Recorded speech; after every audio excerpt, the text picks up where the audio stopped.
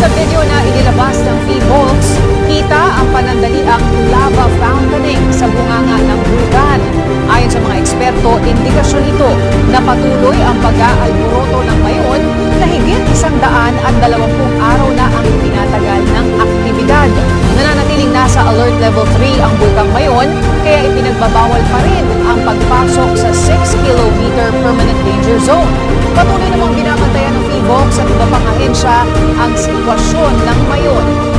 Naispatan sa Bulkang Kanlaon ang banaag o crater glow. Ayon sa PHIVOLCS, ang banaag ay resulta ng tinatawag na superheated volcanic gas activity ng bulkan. Ilang beses nang nakakapagtala nito ang Bulkan Kanlaon mula noong 2024, pero nitong weekend lang nakita ng naked eye o walang gamit na instrumento.